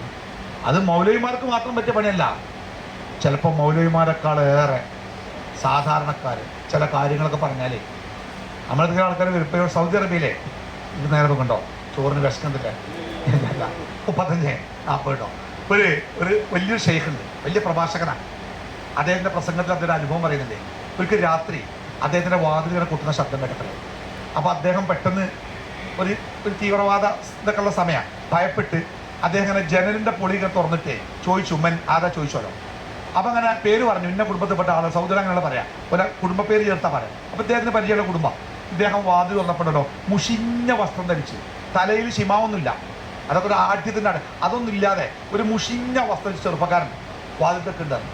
അതിൻ്റെ പുറത്ത് റോട്ടിൽ അപ്പുറത്തായിട്ട് ഒരു പൊളിഞ്ഞ് കയറോണ്ടൊക്കെ കെട്ടിയൊരു പഴയ കാറും ഉണ്ടായിരുന്നു. അപ്പോൾ ഇദ്ദേഹം ചോദിച്ചു എന്തേ? അപ്പോൾ ഈ ചെറുപ്പക്കാരൻ പറഞ്ഞല്ലോ, രണ്ടാളുകൾക്ക് മുസ്ലിം ആവണം, അതിനെന്താ ചെയ്യണ്ടേ എനിക്കറിയില്ല, അതുകൊണ്ട് ഞാൻ ഷേഖിൻ്റെ അടുത്ത് കൊണ്ടുവന്നാണ്. അപ്പോൾ ഷേഖ് അത്ഭുതമായി. ഇയാൾ പറയാം, എത്രയും യാത്രകാലം വയത് പറഞ്ഞിട്ട് മുസ്ലിമാണെന്ന് ഒരാൾ എൻ്റെ മുമ്പിൽ വന്നിട്ടില്ല, ഇത് രണ്ടാൾ ഇയാളുടെ കീഴിലാണ് വരുന്നത്. അപ്പം ആളിവിടെ ആ കാറിലുണ്ടായിരുന്നു. അപ്പോൾ ഷേഖ് ചെന്നപ്പോൾ പഴയ കാറാണത്. അപ്പോൾ ഇയാളിങ്ങനെ ചെറിയ പണിയൊന്നുമില്ല, ടാക്സി 2 റിയാലൊക്കെ വിളിച്ചു വരാൻ കൊണ്ടുപോകുന്ന ഒരാളാണ്. അപ്പോൾ കാറിൻ്റെ ബാക്ക് സീറ്റിൽ 2 ആൾ. ഇയാൾ പറഞ്ഞ ഹിന്ദിയാണെന്നാണ് പറഞ്ഞത്, 2 ഇന്ത്യക്കാരാണെന്ന് പറഞ്ഞു. അപ്പോൾ ആ 2 ഇന്ത്യക്കാരോട് ഇദ്ദേഹം ചോദിച്ചു നിങ്ങൾ ആരാണ്? അപ്പോൾ അയാളുടെ ഇന്ത്യക്കാർ എന്താണ്? അപ്പോൾ അവർ കേട്ട് മുസ്ലിം ആവണം. അപ്പോൾ ഇയാൾ ഈ ആൾക്കാരുടെ ഇന്ത്യക്കാർ പോലെ മുറി ഒപ്പം പറയുന്നുണ്ട്, ഒരു മുറി അറബിയിലെ സംസാരിക്കണേ, നിങ്ങൾ എങ്ങനെ? അപ്പോൾ അദ്ദേഹം പറയണേ, ഈ മനുഷ്യൻ പെട്രോൾ അടിക്കാൻ വേണ്ടി പമ്പിൽ വന്നപ്പോൾ ഇവർ രണ്ടാളും പരിചയപ്പെട്ട് അപ്പോൾ ഒരു ഷിഫ്റ്റിൽ ജോലി ചെയ്യുന്ന 2 ആൾക്കാരാണ്. ഇയാൾ എന്താ പറയുക, ഇയാൾ ഇവരോട് ചോദിച്ചല്ലോ നിങ്ങൾക്ക് മുസ്ലിം ആയിക്കൂടെ, വെറുതെ മുസ്ലിം ആയിക്കൂടെ? അപ്പോൾ ഇവർ പറഞ്ഞത് ഞങ്ങൾക്ക് അറിയില്ല. അപ്പോൾ ഇയാൾ അന്ന് ഈ ദാവാസ് കോപ്പറേറ്റീവ് സെൻ്റർ താഴ്വണി സെൻ്ററുകൾ അവിടുന്ന് ഇവർക്ക് 2 ബുക്ക് ഹിന്ദി ബുക്ക് വാങ്ങി കൊടുത്തല്ലോ. അപ്പോൾ ഇയാളെ പോയി ഇന്ത്യയിൽ എല്ലാവർക്കും ഒരു ഭാഷയാണെന്നാണ്. ചിലപ്പോൾ ഈ ചെറുപ്പക്കാർക്ക് അറിയാത്ത ഭാഷ. അപ്പോൾ ഇയാൾ ഞങ്ങളുടെ ഭാഷ നല്ല വേറെ ഭാഷയാണ്. അപ്പോൾ ആ ഒരു ഭാഷ പേപ്പറിൽ എഴുതി കൊടുത്തു. ഇയാൾ പിറ്റേന്ന് അതേ ഓഫീസിൽ നിന്ന് ആ ഭാഷയിൽ 2 ബുക്കൊന്നും ഇവർ കൊടുത്തു. ഇവർ ബർത്ത്ഡേക്ക് സമയത്ത് വായിച്ച് പിന്നെ ഇയാൾ വന്നപ്പോൾ പറഞ്ഞോ ഞങ്ങൾക്ക് വേറെ ബുക്ക് വേണം, ഇയാൾ വേറെ ബുക്ക് കൊടുത്ത്, ഇയാൾ പിന്നെ വേറെ ബുക്ക് കൊടുത്ത്, പിന്നെ ഈ ചെറുപ്പക്കാർ പറഞ്ഞല്ലോ ഞങ്ങൾക്ക് ഇസ്ലാം മതം സ്വീകരിക്കണം. നമ്മൾ മുഖേന ഒരാൾ ഇസ്ലാമിലേക്ക് വന്നാൽ അതിൻ്റെ കൂലി എന്താ നിങ്ങൾ? എന്താ റസൂൽ പറഞ്ഞത്? നീ മുഖേന ഒരാൾ ഹിദായത്തിലായാൽ ഈ ലോകം മുഴുവനും നിൻ്റേതാവുന്നതിനേക്കാൾ ബുർജ് ടവറും ക്ലോക്ക് ടവറും എല്ലാം നമ്മളാണ് ആലോചിക്കുക നിങ്ങൾ, അതിനേക്കാൾ ഗുണാത്രേ ഒരാൾ നമ്മൾ മുഖേന നേർമാർഗത്തിലായാൽ. അപ്പോൾ ആ പ്രാസംഗികം പറയണേ, ഞാൻ ആ ചെറുപ്പക്കാരൻ്റെ മുമ്പിൽ ചെറുതായി, 2 ആളുകളൊപ്പം, അയാൾക്ക് 2 ലോകം സ്വന്തം കിട്ടിയ പോലെ. അറിവൊന്നും വേണ്ട, ഈമണ്ടായ മതി ഉള്ളിൽ. മുസ്ലിമാക്കാൻ വേണ്ടിയല്ല, പറഞ്ഞു കൊടുക്കാൻ, ചെറിയ കാര്യങ്ങൾ പറഞ്ഞു കൊടുക്കുക, തിരുത്താൻ പറ്റും. ആ ഒരു സ്വഭാവം ഉണ്ടെങ്കിൽ അതിൻ്റെ അർത്ഥം എന്താ അറിയോ, നമ്മൾ ജയിച്ചോല കൂട്ടത്തിലാണ്. അല്ല അതെ ഞാൻ അതിനൊന്നും പോകില്ല, എൻ്റെ നിസ്കാരം എൻ്റെ നോമ്പും എൻ്റെ കബർക്ക് ഞാൻ പോകും, ഞാൻ വേറെ ഒന്നുമില്ല എന്ന് പറഞ്ഞിട്ട് ഒന്നാമത്തെ സഫിൽ നിസ്കരിച്ചാണ് കയറി പോയാലേ ഈ ജയിച്ച കൂട്ടത്തിൽ പെടാൻ പണിയേക്കാരം. അള്ളാഹു അനുഗ്രഹിക്കട്ടെ. നല്ല വിശ്വാസത്തോടെ നല്ല കർമ്മത്തോടെ അള്ളാഹിൻ്റെ ദീന് ആവും പോലെ ദഅവത്ത് നടത്തി ജയിച്ചവരുടെ കൂട്ടത്തിൽ ഉൾപ്പെടാൻ അള്ളാഹു നമുക്കെല്ലാവർക്കും തൗഫീഖ് നൽകട്ടെ. ദുർബലമായ ഈമാനിൽ നിന്ന് അള്ളാഹു നമ്മുടെ ഹൃദയങ്ങളെ കാത്തുരക്ഷിക്കുമാറാവട്ടെ. ربنا تقبل منا انك انت السميع العليم وتب علينا انك انت التواب الرحيم واغفر لنا يا غافر المذنبين صلى الله على محمد وعلى اله وصحبه اجمعين.